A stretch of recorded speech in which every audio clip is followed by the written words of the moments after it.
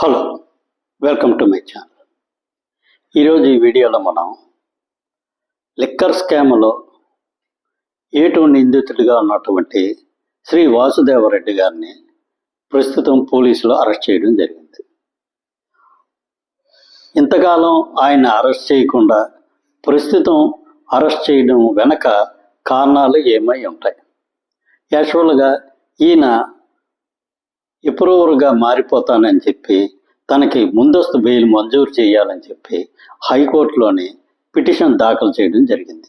ఈ పిటిషన్ విచారణ కార్యక్రమాలు పూర్తి చేసుకుని రేపు 24వ తేదీని దీని మీద ఒక తీర్పు వచ్చే అవకాశం ఉందని మనకి సమాచారం అవుతుంది.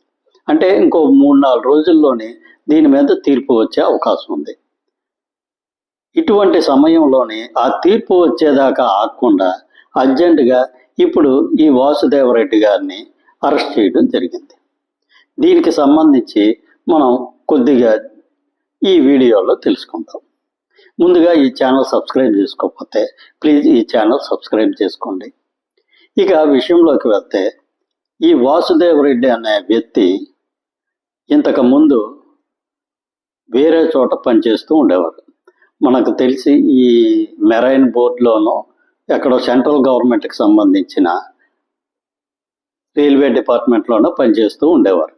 అక్కడి నుంచి ఆయన్ని డిప్యూటేషన్ మీద వైఎస్ఆర్సీపీ ప్రభుత్వం మన ఆంధ్రప్రదేశ్కి తీసుకొని వచ్చి ఆయనకి ఈ ఎక్సైజ్ డ్యూటీ కమిషనర్ గాను, అదేవిధంగా బెవరేజెస్ కార్పొరేషన్కి సంబంధించి చైర్మన్ గాను మొత్తానికి ఒక 2 పోస్టుల్ని కట్టబెట్టడం జరిగింది.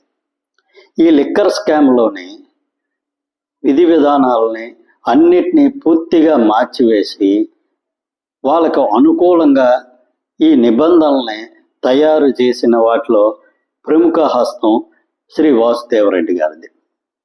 ఈ విషయం చాలా వరకు ఆయన పోలీసుల వద్ద వాన్మూలం ఇవ్వడం కూడా జరిగింది. ఇక్కడ ఈ లిక్కర్ స్కామ్లోని పూర్తి స్థాయిలోని ఇంప్లిమెంటేషన్ చేసిన వ్యక్తి, విధానాలు రూపొందించింది వైఎస్ఆర్సీపీలో ఉన్న పెద్దలు, దాన్ని ఇంప్లిమెంట్ చేసింది శ్రీ వాసుదేవరెడ్డి గారు. అందుకే ఈయన్ని ఏటుగా ఈ కేసులో పేర్కొనడం జరిగింది. ఈయన ఏటుగా ఉన్నా కూడా ఈయన చాలా వరకు పోలీసులకి సహకారం అందించారు.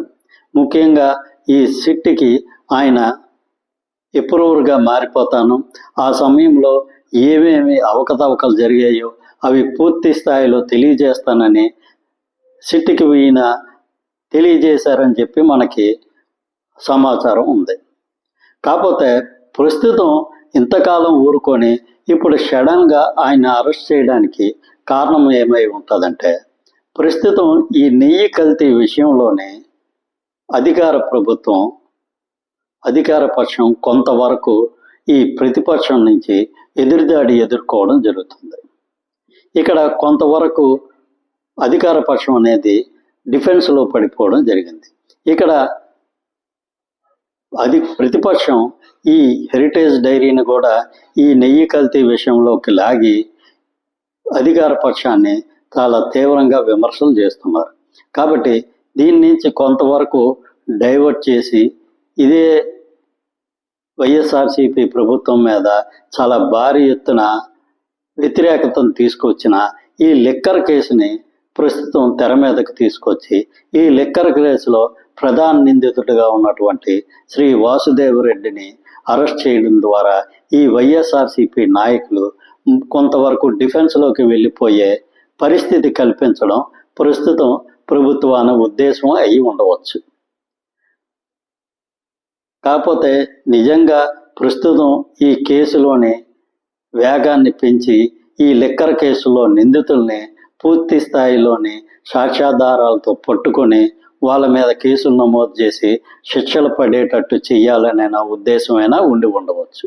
కాకపోతే ఇక్కడ ఒక 3-4 రోజుల్లో కోర్టు తీర్పు వస్తుందనగా ప్రస్తుతం ఆయన్ని అరెస్ట్ చేసి కోర్టులో ప్రవేశపెట్టడం జరిగింది. కోర్టు వారు ఆయనకి ఒక వారం రోజులు రిమాండ్ విధించారు. అంటే ఈ నెల 27వ తేదీ వరకు ఆయనని రిమాండ్కి పంపించారు. కాబట్టి ఆ తర్వాత ఏమైనా పోలీసులు ఆయన్ని వారి కస్టడీకి కానీ తీసుకొని ఆయన నుంచి ఏమైనా సరే సాక్ష్యాలు ఆధారాలు సేకరిస్తారా అనేది మనకి ముందు తెలుస్తుంది. Thank you. ఈ వీడియో నచ్చినట్లయితే ఈ ఛానల్ సబ్స్క్రైబ్ చేసుకోండి. Thank you very much.